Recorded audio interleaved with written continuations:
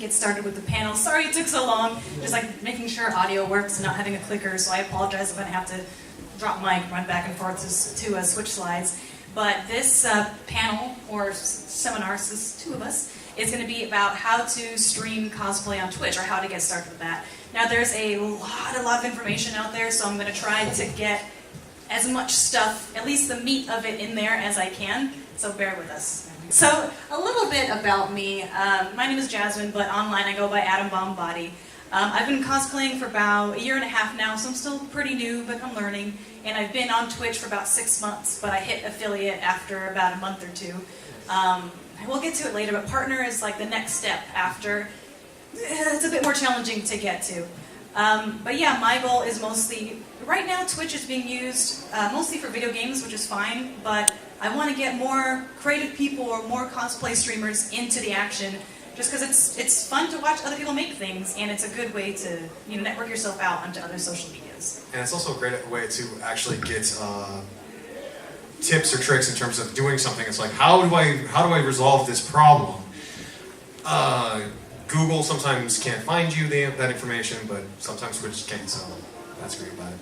So the basics of what is Twitch, just in case you guys for some reason don't know. It started off as Justin TV, and then was bought out by Twitch, and then Amazon bought out Twitch. So that's why if you have like Amazon Prime, you might see a lot of advertisements for it and such. So it's, like I said, it started off as mostly video game live streaming, but it has expanded to different categories. So now there's IRL, just chatting, people do cooking, fitness, and then there's makers and crafting, which is where we fit in as we like to make cosplay. It's available on PC, mobile, and consoles, so you pretty much have access to seeing it anywhere. Some fun stats is that it has about 100 million viewers per month, so think about that's a potential audience that could be coming to you, and it seems to be growing throughout every year. And it's free. It's free to use their program to stream, and it's free to watch, so that's great. So why should you use Twitch to stream? Like I said, there is a makers and crafting section on Twitch, and not only that, but makers and crafting is a category. Within that are different tags that you can use. So if you're doing cosplay, that's a specific tag, and you can even tack on things like painting, design. There's all sorts of different specific categories. Someone could look either under makers and crafting and find people doing like woodwork, stained glass, anything, or they can look up specifically cosplay. And I will say, unfortunately right now, under the cosplay category is mostly people that are playing games with a mask on, so they're not really making anything, they're just wearing weird stuff. Well, and they're using the hashtag cosplay, probably for more marketing purposes than anything else. I mean, because or it's like, hey, I'm wearing costume, so it's cosplay. But it's like, we want to see you make the thing, not necessarily wear it, like, which is cool. Like that, some people have a niche doing that, but I find that like when I search cosplay, I want to watch people making the stuff, so I can learn, so I can interact with people that have the same interests. But yeah, so that's another thing I'm hoping to hopefully change. And yeah, so there is potential to monetize to make money off of your channel, and I'll go through that in a further slide, but most importantly, you can meet other creative people. And again, right now, Makers and Crafting is sort of a relatively small channel, so we're hoping to increase that. And by the way, both of us don't work for Twitch. We just use it and enjoy it, so I wanted to get that out of the bat as a disclaimer. And well, you're an affiliate though, so you're yes, a little bit part of it is like Twitch is paying me, but based off of my work, I don't get like a salary. So yeah, I was trying to word it in a way. It's like, well, I get paid, but not like you get.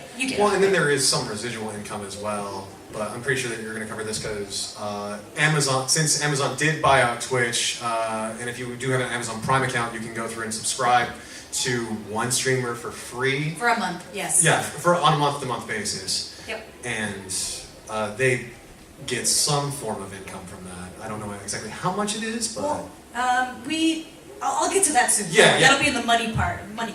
Yay. Money! So as far as exposure, it's another... And everybody hates, like, oh god, another social media that I have to manage. God, I already have Instagram, Twitter, all that. But Twitch is a lot more interactive because it's live. You can actually interact with your audience versus, posting a cool progress photo and then getting comments in. it's almost like you can basically have your own show, and people can come in, watch you, ask what you're doing, bounce ideas off of each other, and most importantly is you can build your own community. Like it was awkward when I started because it's hard streaming to no one, or maybe like, hey, like neighbor, can you just watch me so I have one viewer on there and it makes me feel better? That doesn't sound creepy at all. You know what I mean. You know what I mean. But eventually, once more regular people start to come in, you start to have, you attract people that are like you, things you have in common. So it's weird saying my people, it's strange, but originally there was one guy in my community that said, oh, we can be like the Atom Bomb Squad. And I was like, cool, that's awesome. But then I was like, wait, but I put that on shirts, and it's like, oh, Bomb Squad. I don't know, people are sensitive nowadays. Yeah. So then he's like, what about Atom Bomb Brigade? And I was like, yes. So now we are the Atom Bomb Brigade. Ooh, the yeah. BBs. I know, it's cool, right? But that's something that my community came up for me. And so once and things like Discord, if you have all of your group, you can meet on Discord. We do gaming nights, try to at least once a week. It depends on everyone's schedule. But just so you keep them engaged. Fun things like that. And like I said, Twitch is mostly gamers, but I'm going to change that. You can also educate your audience. So if you're really good, say you specialize in foam armor. A lot of people going on Twitch, they might be also YouTube, but they want to watch someone make it live so they can actually ask questions to that person. Well, you can show your expertise, and people can learn from you, and that's awesome. As well as meeting other cosplayers, because I know it's dangerous because I spend so much time watching Twitch and I should be being productive and making my own things, but instead I'm watching them making things and I'm like, why didn't I make it this way? It would have been so much easier. It is addictive. So now we get to the fun slide. This is what everybody wants to get to. The business portion of our presentation. Exactly. So before you hit affiliate, so you just made an account, you're just starting Twitch, really the only ways to make money is if you have like a tips or donation section, which most people use PayPal for, but I would be really careful and make sure that your PayPal account is set to a business account. Otherwise, people donating you can potentially see your address. So just be very careful in that respect. Otherwise, you can, like Streamlabs, which is a broadcasting software, they have a section where you can sell merchandise. So if you already have a logo, slap it on some t-shirts, mugs, whatever, people can buy it that way. But there's a bunch of apparel companies out there now that you can use. It doesn't have to be Streamlabs, but those are pretty much the only two ways, sort of based on Twitch, before you hit affiliate that you can make money. And then once you hit affiliate, I got my card here.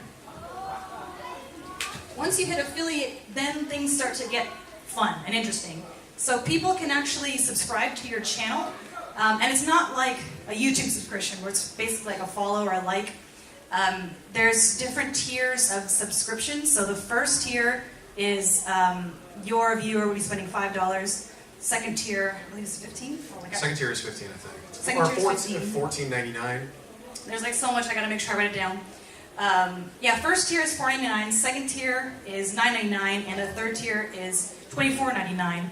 Now Twitch takes half of that though, so it sucks, but at least you're getting something. And that means like the fact that people are giving you money for being entertaining or educational or whatnot is just incredibly important and crazy. It's so crazy to think about sometimes. And awesome. And awesome, yes. And to hit affiliate, you need to have broadcasted it within 30 days, at least 500 minutes for 7 unique broadcast days, and have at least 50 followers. So there are some requirements you need to hit, but it's pretty much, once you hit all those, it automatically puts you into affiliate. You don't have to apply or sign up or anything. And then can you lose that affiliate? It's like once you hit affiliate, can you lose affiliate? If you get banned, so if you don't, if you are doing super graphic stuff, or nudity, or self-harm on stream, basically if you're breaking their agreement, and you get banned, obviously you can lose your affiliate, or if you stream on multi-platforms at the same time. So if you sign that contract with Twitch saying, yes, I would like to be an affiliate, you're agreeing to not multi-stream. Like you can, and as far as recording the videos, I believe you can post it to a different live streaming platform, but it has to be 24 hours after. So you can't stream to YouTube and Twitch at the same time if you're an affiliate, based on the contract that you sign. And then the second great Oh, go ahead. Well, the handy thing about it's like you mentioned about posting the video after. So through Twitch, if you say you can go through your settings and actually say upload this to YouTube, they'll do it for you. So you can go through and say it's like, hey, upload my live. It's like upload my stream. Once it's done to YouTube, it will go through and automatically do that for you. They don't do YouTube anymore just because they're kind of competing When companies. did that change? But you can save your own recordings and then put them on YouTube later. But I will say usually people on YouTube have more ADD, so you want to shorten it. Maybe do, especially if you're doing cosplay crafting, maybe do like a really quick, time lapse video of it. Because otherwise you're going to be talking to chat and they're like, I don't care, I just want to see them. Like this is YouTube. They're anything more than 10 minutes and they're like, I'm done. Unless it's a creative cat video. Yeah, right. And then the second way that you can gain revenue is through cheering. And it's a weird thing to explain, but how it converts into real money is that 1 bit equals 1 cent. So there's, it's kind of like a form of currency inside Twitch. People can buy these, and they're usually for like an inflated price. So it's not like, oh, 1 cent, and that's what they're paying for. No, they're paying like 150 for 100 bits. I don't know the exact ratio, but it's, so say you're streaming, you do something awesome, people can decide to cheer, and that's like, that will cause like an awesome little alert to go on your screen. There's like a leaderboard on top of chat, so they can kind of compete against each other to see who's cheered the highest. But you do get that money. And I will say though, you don't get a payout until you hit at least $100 a month. But if you don't make it in that first month, it will carry over. So once you finally get to that 100, that's when you'll get your payout. So it's not like, they'll be like, oh, you didn't make it, well, I'm taking the money. And then finally, the challenging part, this is where everybody wants to be when they stream on Twitch, is to get to partner level. So the requirements for partner, oops, that's on my other one, sorry. You have to stream within 30 days, at least 25 hours on 12 different days, which is like, okay, I'll just stream a lot. But you have to have an average of 75 viewers, which is a lot. You can apply, technically to get partner though, you have to apply, so it's not like affiliate where it's like, boom, you got those requirements, I'm in. You have to hit those requirements and then apply, and they can still reject you. Because they're partners, especially now that there's more people streaming on Twitch, they want to make sure that you're going to be able to make them money by being either entertaining or educational, inspiring, whatever it is, but they will review your channel and see if you're good enough to be partnered. And I will say, don't get discouraged though, because I've had friends who have applied 3, even 5 times, and then finally on the 5th time, they got partnered. Because they'll just, you can ask them what it is that you need in order to get better, and they'll say maybe you need a better schedule, maybe you need more viewers, whatnot, so just keep improving each time, don't be afraid to keep applying. And the only difference with partner as far as revenue is that partners get to have more emotes on their channel. So that's one thing I forgot to mention. Once you hit affiliate, you get to have one special emote for each tier. So tier 1, that gets an emote, whatever your choice, you can make it whatever you want as long as it's not offensive. Tier 2, that gives them another one, so now they'll have 2, and then tier 3, they get 3 emotes. But with partner, you can have a lot of them. And on Twitch, it's, again, weird to understand, but emotes are a big deal. People use emotes all the time. You can use them in any channel, so it doesn't have to be just your own channel. That, and they can get ad revenue, so partners can hit a button, bam, play an ad. And I will say, you probably don't want to do it too often, otherwise your viewers are going to be like, what the heck, this is just an ad stream, I'm going to go somewhere else. But at least that's an option on a, like if you're going to go take a pee break or a snack break, you can just hit a commercial, let everybody know, hey, I gotta go real quick, I'm just gonna play this ad, it really helps me out, thank you, I appreciate it. Bam, you can hit that. And then just being a partner opens you up to potential opportunities for sponsorships. Because companies will see, hey, like Twitch has approved you as a partner, so you must be doing something pretty good, or at least being in front of a good enough audience where we could possibly use you to sell our products. I know there's so much I'm trying to all cram into one PowerPoint, and I'm like, there's like so many details you can go in, but like for the sake of the panel, I'm trying to go relatively quickly. And then fun. That's a big part of it. You have an audience, so you can make it what you will. Some people, like I said, they dress up, they put on like a different character that's not them, that sort of thing. And like I know, especially for me, I say, all right, I'm gonna do this character. and then maybe I start on it, I'm like, yeah, I'm super excited. And then I put it on the back burner, and I forget about it, and I never go back to it again. But with Twitch, if you set up a schedule and you show up every time, you're going to finish that thing. Because you know people are going to come, or even if not, you got to stream in order for people to come. And it just, like, I've been able to build a crazy amount of things in just a month that I probably wouldn't be able to on my own because I have that schedule. So I'm like, I'm finishing things now. This is amazing. And yeah, like I said, you can meet other enthusiasts from all around the world, watch people make stuff. It's great. I actually almost use Twitch instead of TV now. I'll just put it on in my living room, watch someone make something, and then I'll just do my stuff in the background or get distracted and totally be unproductive for that day. Yeah, I will have to admit when they had Bob Ross on, I watched so much Bob Ross on Twitch. I'm like, why am I watching this? I'm not even painting. Just, it's relaxing, I don't know. All right, so this is your moment to shine. I'm going to hand this over to BMC so he can explain the fun stuff, the hardware and tech stuff. He's our resident, the tech guy you may have seen running around the game room and in panel rooms trying to fix stuff. It's like, okay, make this work. I'm a technological genie. What can I say?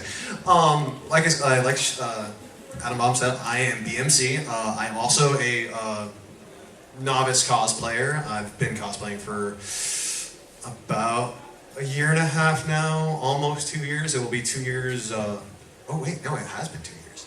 Oh wait, it's 2019 now. 2019. Ooh. My first foray into cosplay was Nathan Drake, because I love those games. So you want to make sure that you have at least like an Intel i5 core processor. 8 gigs of RAM is good. I like to do 16, but that's my personal preference. Yeah, that's like the bare minimum. Yeah. At least. The bare minimum in terms of internet speed, they say 3 megabytes per second, but I go 10. So, and it's also 10 megabits per second upload speed. Your download doesn't matter. The upload is the important stat. You can find that out by doing speedtest.net. They're through Ookla. Just hit go. You can see your numbers. I know that my internet at home or in my office is my ping is 8 milliseconds, 8 ms. I don't know your internet. My download speed is over 120 megs down, and then I have about 15 to 20 up, so megabits per second up. So I won't lose any frame rates, which can be an issue because some people will call you. We'll say, oh, you drop frame rates. It's like, so sue me. Yeah, well, if you're doing cosplay streams though, because if you're playing a game, that's going to take up more work on your computer. But if you're doing cosplay, it's just going to be like your cameras that are going to... So it's going to be a lot less intensive on your computer. Yeah, cameras, and also in terms of cosplay as well, cosplay, crafting, and stuff like that, you want at least your lighting to be somewhat good because you want to make sure that people see what it is that you're doing. Since I don't...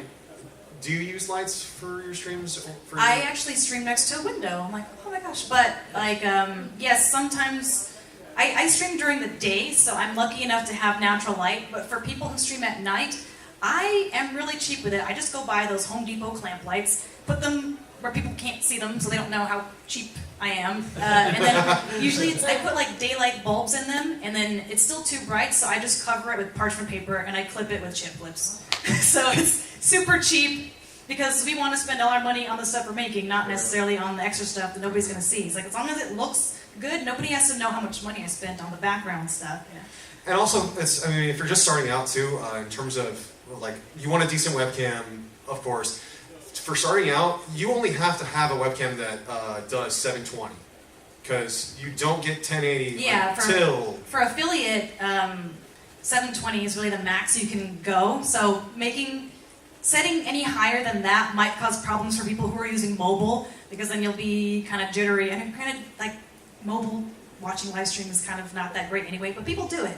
There's a big audience, a chunk of audience that uses mobile, so you have to kind of think with them in mind as well. But yeah, once you hit partner, that's when you can start doing 1080, because people will actually have the option to lower the settings. But in affiliate, you're stuck with whatever settings you set in the broadcasting software. They don't have an option of going lower, if that makes sense. And the Logitech C920? Yes, thank you. The Logitech C920 is about $60. Yeah, and you don't have to, these particular equipment is what I use, but you don't have to go that high tech yet. And I would say don't actually spend a lot of money first. Go for what you can afford, because you may decide you don't like Twitch, and then you just bought a bunch of equipment, and then you got to figure out how to resell it. So go cheap as you're willing to go at first. Decide like, okay, I like this. This is the thing for me, and then get more serious, and then buy better equipment.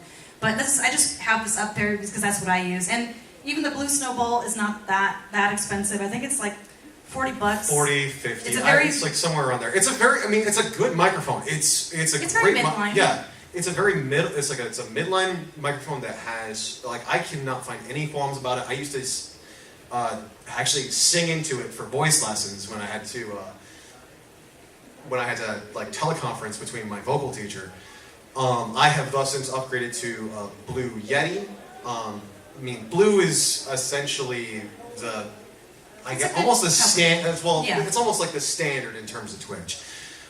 Then there is what's the one that's above the Yeti that requires a mixer and stuff like that.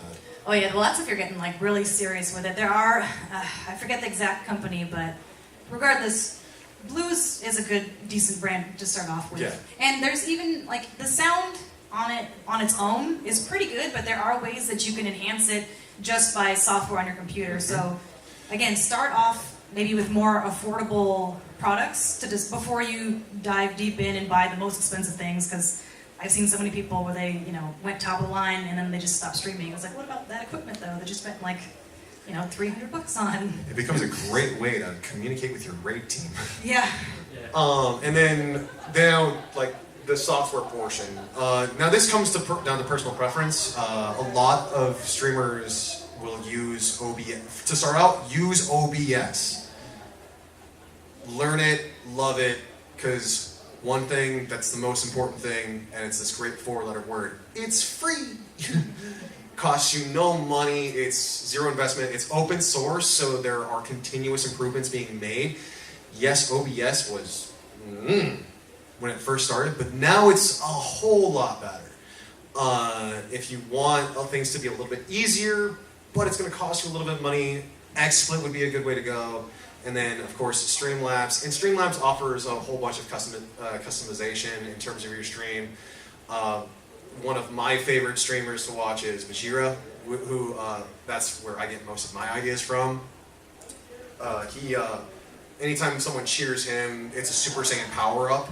So if they have like a picture, so he has an animation of Goku screaming, saying, it's like, yeah, get that Super Saiyan Ascension! Yeah, there's a lot of different programs. Like, I personally use Streamlabs OBS because just the user interface was just easier to get into. And honestly, just explaining the program alone could probably be a whole other panel.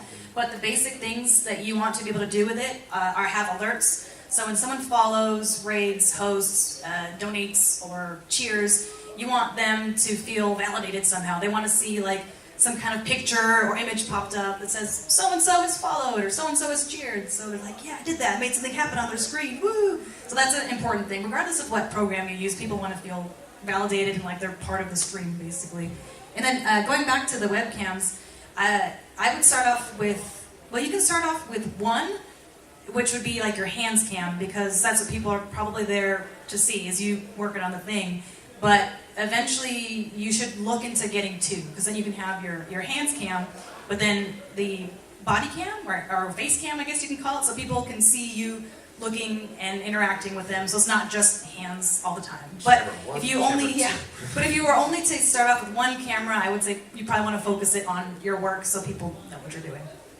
Yeah, and then in terms of more equipment, it's like to start off, use a single monitor.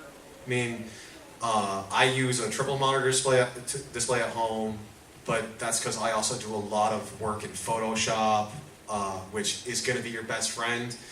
GitLab is also a good way to like make your overlays, which I'm pretty sure that you're going to get to here. I mean, you could even use a laptop, as long as your laptop can stream. I know some people that have that close by, and some people even, they use their higher quality webcam for like their hands cam, but then they might use their laptop camera as their body cam, because then you'll be looking, when you're looking at chat, it's like you're looking right at them, and they're like, they're looking at me, or whatever.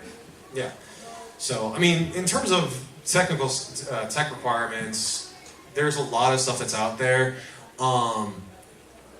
Be careful, because there are a lot of places out there that will be like, ooh, look at this shiny thing, and then it doesn't work. Shiny doesn't always mean it's better. But just make sure that, I mean, it's a lot of reading, a lot of research, and to me it's exciting. To some other people, I'm pretty sure it's boring as hell. But that's what I like to do. I like to stay up on tech because it's part of my job. So. All right. So this next part is the tough part, and this is where most people end up falling out. Not necessarily on overlays, but attracting an audience. So that's the big question, right? Everyone wants to know, how do I get that 75 regular viewers into my channel? How do I get them paying me? Well, you have to provide them with something of value. So there is basically a roadmap. I don't know exactly who put it out, but it goes with any marketing strategy. Your stream either has to be entertaining, educational, either convince them of something, or be inspirational. And it can be a combination of any of those, but those are the basics. You want to provide value to your audience, give them a reason to keep coming back. So for a lot of us cosplayers, well, this is for me, like I started off pretty introverted, but I knew how to do some cool stuff, so at least I could focus on the educational aspect of showing people how to make things that they maybe, or in different ways they may have not considered before. Other people have super outgoing personalities and they're just all over the place, so they can use that. They're entertaining.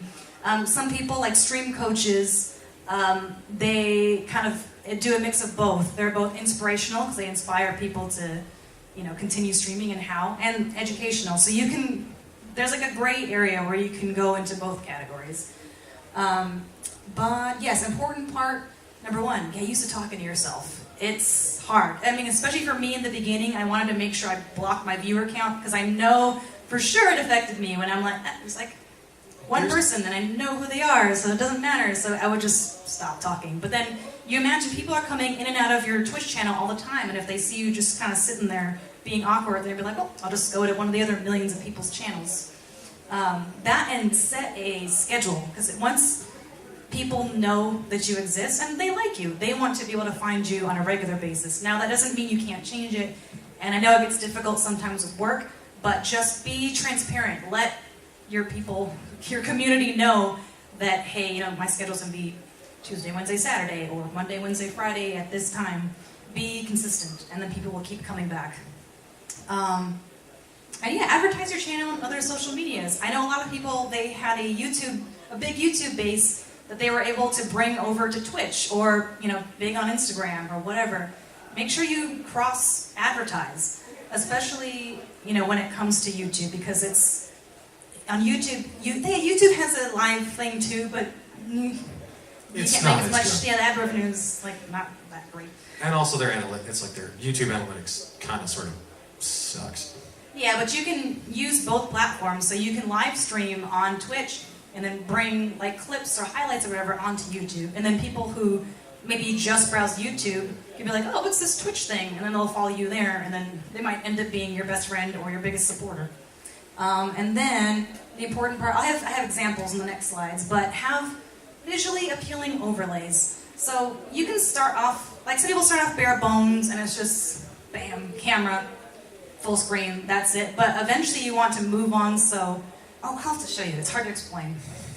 But yeah, I'll show you nice examples of nice overlays in the next slides. Also interact with chat. So make sure you have, depending on your layout, either your phone next to you or your laptop. So as soon as someone pops in and says hi, that's a big deal. They took time out of their day to actually talk to you. So don't go too crazy and oh my God, how's it going? Hey, da-da-da. Just hey, how's it going? Just be calm, but make sure you acknowledge them. Otherwise, again, come to your chat, didn't interact, they'll leave. Even like, I know sometimes we're working on things they may not notice, but you've got to just be on it, because people on the internet, like I said, have ADD. They will leave, they'll go to someone who responds to them quicker. Yeah, so overlays. Alright, so these are examples of some people I actually follow and I am close to on Twitch that I've only met because of Twitch. I would have literally never have known these people if it weren't for Twitch. I know for some reason both of them look kind of angry, but that was just because I did a screen grab at a random time. But the one up top, that is 0 Point Props. He has an awesome garage setup, which not all of us can afford yet. And then there's John Oldbury on the right, and he literally streams in his kitchen, a tiny little area, but you wouldn't be able to tell. But the thing they have in common is they've got an appealing overlay. And you can actually pay people to make these for you. You don't have to make them yourself. Like if you go to Fiverr.com, just hire a freelancer, you can usually get overlays for between like $5 and $25. And they'll even throw in some like panel stuff for you as well. But yeah, so 0 Point Props, he actually uses 3 cameras, which is pretty rare, but his job is tech stuff, so that's, you know, he's able to do that kind of stuff. But I like his because he's got 2 different hands cams, so you can see from different angles, as well as his like face cam. And then for John, he has hands cam, of course face cam, but he also has previous builds, so you can see things. You can't tell because it's still image, but it's a slideshow basically where people can see things that he's made before. So someone, even if he's not doing something particularly interesting at the moment, they'll say, hey, look at this cool helmet he's made. You know, I want to see what he's doing now because this final product came out really awesome. That, and he's just got some goals on the bottom, which you can do through your broadcasting software. Say, oh, if I hit 50 followers, I'll do a giveaway, or I'll give out a mug, or I'll give you a prop that I've made. People come up with all kinds of crazy giveaway stuff to keep people coming to their channel and being active. And then here's my last 2 examples as well. Fenrir Armories does leather work, and so he has something similar to what John had as far as he's got his hands cam as the primary screen, and then he's got his face cam on the side. And he also has a previous build slideshow, which is in the middle, and on the top, that is an event list, so anytime anyone follows, gives bits or whatever, they will get to see their name appear in that moving part of the screen. And then we have Shez Ra. I was like so bad with pronouncing her username. But she primarily focuses on having her face cam be the biggest thing, and then hands cam be kind of off to the side. But she too sets goals and has a list of like, oh, these are the people that did something on stream most recently, like follow, host, raid, whatnot. So people can see like, oh, you know, I donated. I get to be on her overlay for, you know, until the next person donates. But yeah, so go out and create. This is kind of an embarrassing one for me because I've slowly started to improve my panels a little bit, but this was when I was working on the dog meat armor, which I actually have with me. So for that particular overlay, I wanted it to go themed with the thing I was making. So you can go crazy with it. If you want to, you know, make it themed or make it generic, it's literally your choice. But as far as some general links, of course, Twitch is just twitch.tv. Streamlabs, which is the broadcasting software we talked about earlier, that is streamlabs.com. And then again, if you want to pay someone to do overlays for you, which honestly I'm going to be doing because I'm not good at that kind of stuff, or it's like it just takes too much time. Yeah. You can go to Fiverr and hire someone who does that for a living. And then as far as me, I'm pretty much Adam Bombadi on everything. So I'm twitch.tv/Adam Bombadi, Twitter, Instagram, Adam Bombadi, AdamBombadi.com, and YouTube.com/Adam Bombadi. And how can they reach you? If you guys want to reach out to me, I am at BM Cosplay on Instagram and Twitter. My gamer tag on Twitch is Thorfino, and Thor, THORFINO. Or, I mean, I have business cards, and reach out to me and I can be like, yeah, this is my gamer tag. Come play games. And in all honesty, it's like that's the one reason why I love doing this stuff. Doing some of this stuff is because you meet awesome people and get to have fun games. Yeah, and I actually do both. I stream cosplay in the afternoons, and then I'll do gaming streams at night, just to get like a variance in audience. That and a lot of you don't just run into people that like the same things as you. Whenever I talk to people, and like, oh cool, what do you do? And it's like, I make cosplay, and they're like, what's that? But on Twitch, or even with gaming, not a lot of people like the same games as you, but if they see you playing that, that usually the people who are coming to your channel like that game, and then you can build a community that way. So it's just nice having people that have something in common with you that you can find easily. But yeah, I know I had to kind of make it short because there's just so much detail you can go into it. But if you do have any questions, he'll be in the gaming room, and I've got table 6, which is like right across from the bathrooms, unfortunately. But we have 11 minutes before the next panel's supposed to be in here, so we can take like 5-7 minutes for questions. Yeah. So I don't know if anyone had any has questions or anything. But yeah, it's intimidating at first. Like I said, especially, but the important thing to start off with is just keep talking to yourself. Get used to talking to yourself, and don't look at the viewer count in the beginning. Like later on, you want to look at the viewer count so you can see the waves. Like, because there's analytics you can look at on the Twitch dashboard, so you can figure out what times it peaked. There were more viewers this time, less viewers this time, and you can go back on your videos and be like, all right, well, when I talked about this, it dropped, and when I talked about this, when I was super excited, it raised. So when you get to that point, then it's going to be beneficial to look at your viewer count. When you're first starting, especially if you're like me and you're like, there's nobody here, there's no point to it, I'm just going to whatever. Then just keep talking to yourself. Just talk about your day, talk about your job. Question. So for you, what made you want to start streaming on Twitch? Well, I always liked video games, so I actually started doing gaming streams first. And then I was like, might as well throw cosplay into it. Because like a big problem that I had was I just would never finish anything. So I was like, well, because I tried to stick a schedule for myself to have free time to make stuff anyway. It's like I might as well stream it and see if people like find that cool or whatever. And yeah, it's been interesting, the people who've come in and you just get to talk about material types and geek out over like fabric or whatever. It's crazy. But yeah, I started off as gaming and then eventually did cosplay. Nice. And then for you, do you stream or? So I'm in the middle of actually producing, I'm in the middle of producing / writing scripts for a live news show. Because one thing that I was a huge fan, and this might be like totally aging me right now, I was a huge fan of G4 Tech TV, Attack of the Show, It's not that old. X-Play. We're all like about the same age. Well, but G4 Tech TV has been gone for a while. I loved Morgan Webb and Adam Sessler. Adam West. Adam Sessler. Adam Sessler, thank you. Adam West is bad. And Too many Adams in the world. Yes, Kevin Carrera was another one who was like, I loved watching those guys. They just seemed so fun and energetic. Adam Sessler is like, oh my god, he's like the everyman gamer, but yet he's doing this whole entire thing. So I am in the middle of like writing scripts for that.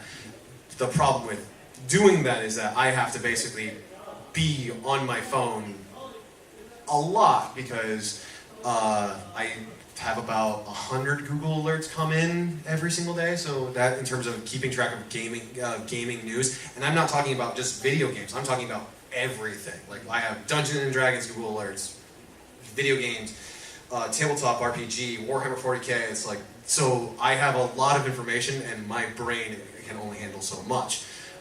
More than likely, in terms of my personal streaming, I will do World of Warcraft and Overwatch and Hearthstone. All right, so we'll let the next panel set up, because I know that like all of them have kind of been pushed back a little bit. But thank you guys so much for coming out. Again, I'm at table 6, which right across from the restroom. So if you have any other questions, you can either ask me in person or email, reach out, social media, and all that. But thank you guys so much. Thank you.